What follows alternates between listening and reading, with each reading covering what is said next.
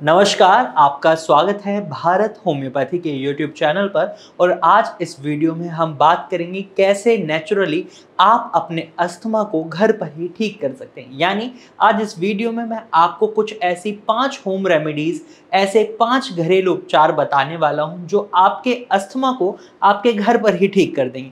कौन से हैं वो 5 घरेलू उपचार, चलिए जानते हैं। लेकिन इससे पहले एक बात आपको बतानी बहुत जरूरी हो जाती है कि वीडियो को एंड तक जरूर देखिएगा, क्योंकि अगर आप वीडियो को बीच में छोड़कर चले जाते हैं तो इससे क्या होगा कि आप अधूरी जानकारी के बाद किसी होम रेमेडी को अपने शरीर पर अप्लाई करते हैं और रिजल्ट अच्छे नहीं होते या उसकी वजह से आपके शरीर में कुछ और नुकसान हो जाए। तो इससे बचने के लिए आप वीडियो को पूरी देखें ताकि इस पूरी जानकारी का आप फायदा उठा पाएं। तो चलिए बात करते हैं होम रेमेडीज की। सबसे पहली होम रेमेडी होती है आपके घर पर रखी हुई लौंग। लौंग को पूजा में भी इस्तेमाल किया जाता है और खाने में भी इस्तेमाल किया जाता है। वहीं लौंग आपके लिए बहुत बेनिफिशियल हो जाती है जब आप अस्थमा को फेस कर रहे होते हैं।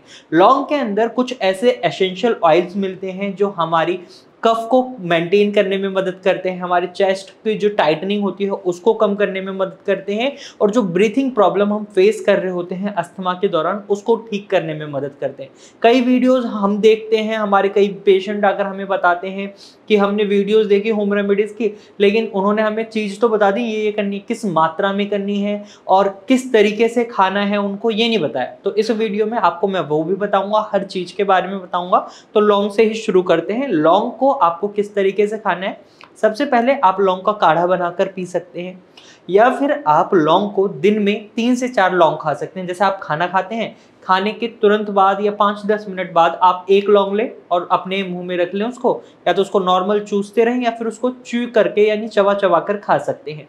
इससे क्या होगा, लौंग के जो एसेंशियल ऑयल है वो आपके जो एयरवेज हैं उनमें जाएंगे और आपके एयरवेज का जो नैरो स्पेस हो चुका है उसको खोलने में मदद करेंगे, जिससे आपकी जो ब्रीथिंग प्रॉब्लम आप फेस कर रहे हैं उसमें आपको रिलीफ मिलेगा। इससे ज़्यादा मात्रा में लौंग खाने की ज़रूरत नहीं है, क्योंकि अगर आप इससे ज़्यादा मात्रा में लौंग खाते हैं तो इससे आपके शरीर में गर्मी बन सकती है, डाइजेशन से रिलेटेड प्रॉब्लम्स हो सकती हैं। तो ये गलती नहीं करनी। 10 से 15 दिन अगर आप इस नुस्खे को अप्लाई कर लेते हैं अपने ऊपर तो आप देखेंगे आपका अस्थमा काफ़ी हद तक मेंटेन हो जाएगा। उसके बाद नंबर 2 जो आप होम रेमेडी अप्लाई कर सकते हैं वो है आपकी काली मिर्च यानी ब्लैक पेपर। ब्लैक पेपर जब आप अपनी डाइट में इंक्लूड करेंगे तो इसमें आपको शहद को और इंक्लूड कर लेना है। यानी 1 चम्मच आपको शहद लेना है और 1 ग्राम काली मिर्च का पाउडर, इसको अच्छे से मिला लेना है और दिन में 2 बार आप इसे लें। इससे क्या होगा, जो आपके एयरवेज में म्यूकस का फॉर्मेशन बहुत ज़्यादा बढ़ गया है, जिससे आपका एयरवेज का स्पेस नैरो हो गया है। ऑलरेडी सूजन थी, उससे नैरो हुआ, फिर म्यूकस फॉर्मेशन बढ़ गया। तो ये म्यूकस फॉर्मेशन को काफ़ी कम कर देगा और जो बलगम आपके शरीर में उसको पिघला देगा।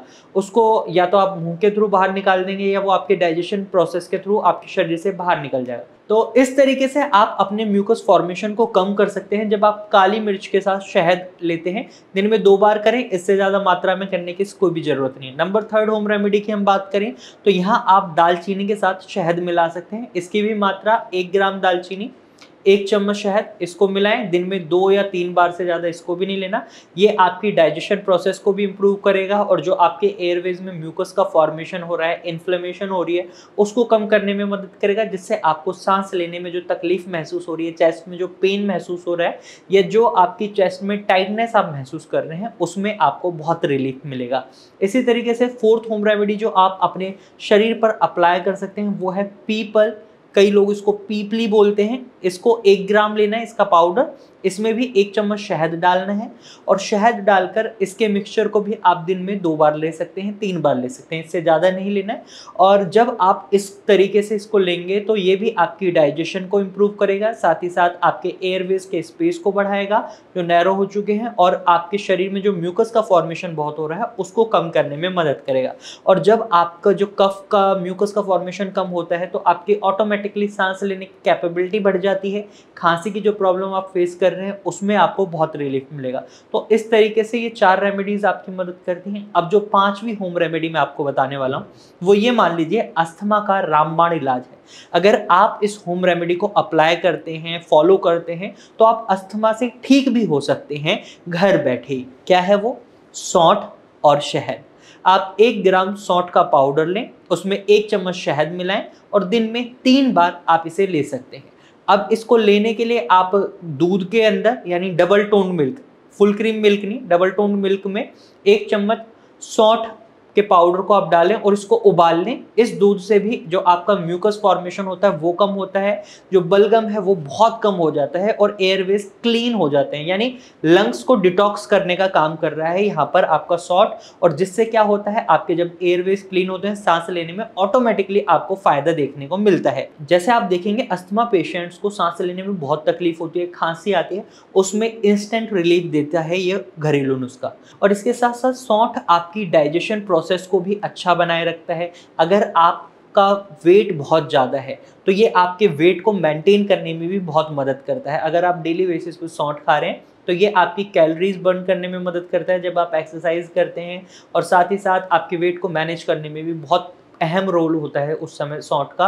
और अगर आप जॉइंट पेन से रिलेटेड कोई भी प्रॉब्लम फेस कर रहे हैं और उस समय आप सौंठ और शहद को लेते हैं तो ये भी आपके जोड़ों के दर्द को भी ठीक करने में काफ़ी अच्छी हद तक मदद करता है।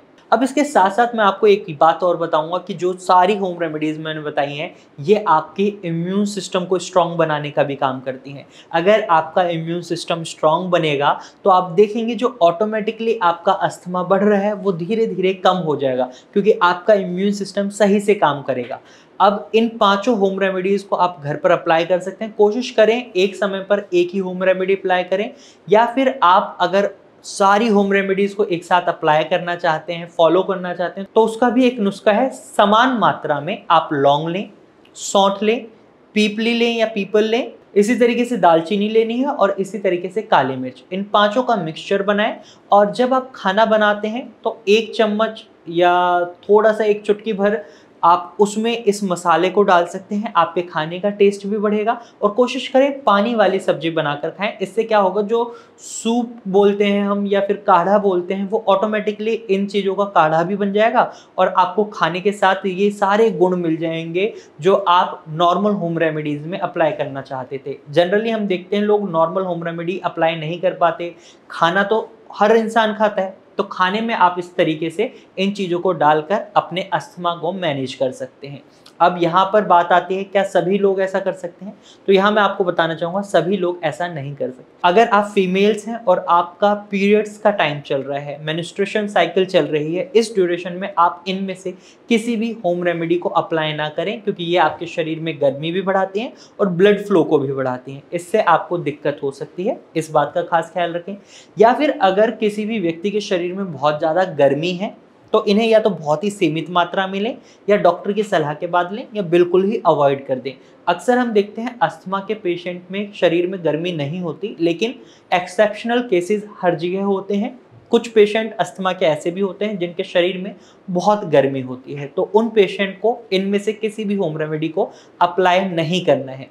अगर आपका अस्थमा इन होम रेमेडीज़ की मदद से मैनेज हो जाता है तो वेल एंड गुड है, अगर नहीं होता तो आप भारत होम्योपैथी की डॉक्टर की टीम से कंसल्ट कर सकते हैं। यहाँ पर आपको कस्टमाइज्ड मेडिसिन दी जाती हैं जिसकी वजह से रिजल्ट्स बहुत अच्छे देखने को मिलते हैं। जहाँ ये बोला जाता है अस्थमा कभी ठीक नहीं हो सकता, भारत होम्योपैथी ने अस्थमा को ठीक किया है, बहुत पेशेंट ठीक हुए हैं और आप भी ठीक हो सकते हैं। यहाँ पर पेशेंट के बिहेवियर, उनके रूट कॉज को देखते हुए, उनके शरीर में जो सिम्टम्स आते हैं उनको देखते हुए कस्टमाइज्ड मेडिसिन बनाई जाती हैं जो पेशेंट टू पेशेंट वेरी करती हैं। रिजल्ट अच्छे रहते हैं। अगर आप भी अस्थमा का ट्रीटमेंट लेना चाहते हैं तो आप हमारे डॉक्टर की टीम से कंसल्ट कर सकते हैं। आज की वीडियो में सिर्फ इतना ही। अगर आपको ये जानकारी अच्छी लगी है तो इस वीडियो को लाइक करें। साथ ही आप ऐसे ही इंफॉर्मेशनल वीडियोस और देखना चाहते हैं तो आप हमारे चैनल को सब्सक्राइब भी कर सकते हैं, बेल आइकन को जरूर दबाइएगा। और अगर इसके बाद भी आपके मन में कोई सवाल है या आप हमें कोई सजेशन देना चाहते हैं तो कमेंट के थ्रू आप अपना सवाल हमसे पूछ सकते हैं और अपना सजेशन भी हमें दे सकते हैं। Thank you for watching.